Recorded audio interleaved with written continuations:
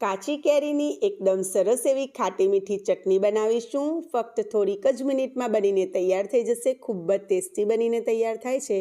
Friends, તમે જરૂરથી try કરજો। અઠવાડિયા કે 15 દિવસ સુધી એને બનાવીને યુઝ કરી શકાય છે। તો અહીં એ બનાવવા માટે મેં 4 ખાટી કેરી લીધેલી છે।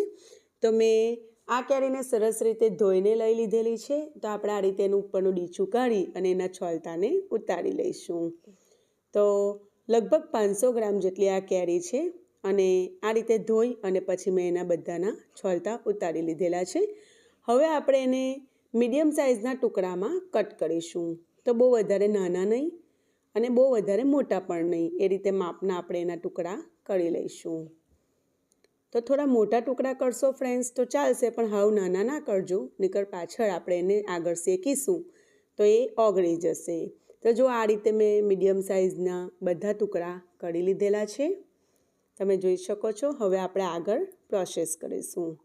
તો અહીં એક કઢાઈ લઈ લીધેલી છે, તેમાં આપણે 2-3 ચમચી જેટલું તેલ એડ કરીશું।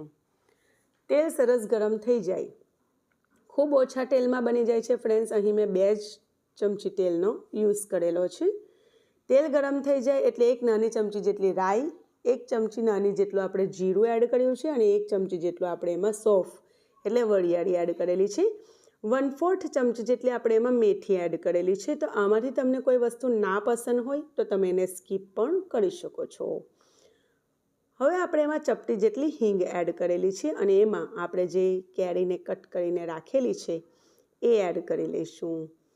સરસ રીતે એક વખત આપણે એમાં મિક્સ આપી દઈશું અને પછી સ્વાદ પ્રમાણે આપણે એમાં મીઠું એડ કરીશું।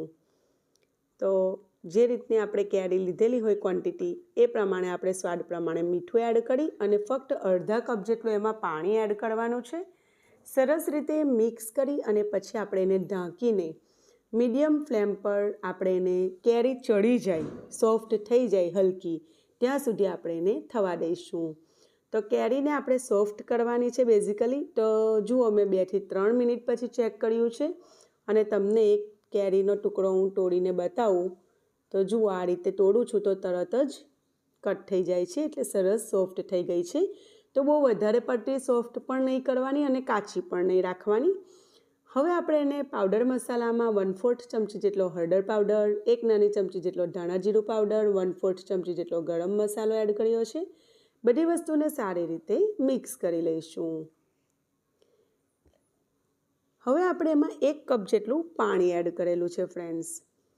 તો પહેલાં અડધા કપ જેટલું પાણી આપણે એડ કરેલું એ આપણી કેરી ચડી અને ત્યાર પછી આપણે 1 કપ જેટલું પાણી એડ કરેલું છે। એમાં મેં 1 ચમચી જેટલો લાલ મરચું પાવડર એડ કર્યો છે। તો આ કશ્મીરી લાલ મરચું છે, એનાથી કલર સારો આવતો હોય છે। તો તમે તીખું એડ કરવું હોય તો બીજી અડધી ચમચી જેટલું એડ કરી શકો છો। હવે એમાં મેં અડધા કપ જેટલો ગોળ અને 1/4 ચમચીથી પણ થોડો ઓછો ઇલાયચી પાવડર એડ કરેલો છે। તો ફ્રેન્ડ્સ, અહીં ગોળ એડ કર્યો છે, એના કરતાં તમે ખાંડ એડ કરશો તો ટેસ્ટ વધારે સારો આવે છે, પણ મેં ગોળથી આજે બનાવેલું છે।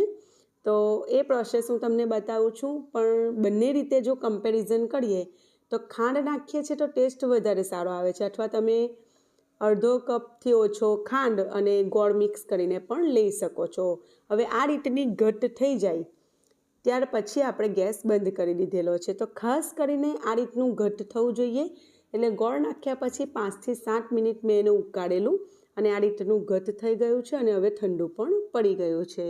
તો હવે આપણે એને ડબ્બામાં, એરટાઇટ ડબ્બામાં ભરીને અઠવાડિયાથી 15 દિવસ સુધી ફ્રીઝમાં રાખીને આપણે એને સ્ટોર કરી શકીએ છીએ। અને ખાસ કરીને એની જે ચટણીની કન્સિસ્ટન્સી છે એ થોડી ઠીક હોવી જોઈએ। જો બહુ વધારે પાણી રહી જશે તો બગડી જશે, એટલે આપણે એનું જે પાણી હોય છે એ એકદમ સુકાઈ જાય, થોડુંક આ રીતનું ગ્રેવી ટાઈપનું રહે ત્યાં સુધી કરીશું। તો ફ્રેન્ડ્સ, અત્યારે કેરીની સિઝન ચાલી રહેલી છે, તો તમે પણ આ એકદમ ચટપટી, કહી શકાય એકદમ ખાટી મીઠી, બહુ ટેસ્ટી લાગે છે। તો ખાવાનો સ્વાદ 100 ગણો વધારી દે છે। તો તમે જરૂરથી ટ્રાય કરજો। રેસીપી ગમે તો લાઇક કરજો। ચેનલને હજુ સુધી તમે સબસ્ક્રાઈબ ના કરી હોય ફ્રેન્ડ્સ તો જરૂરથી સબસ્ક્રાઈબ કરી લેજો। ફરી મળીશું, આવજો।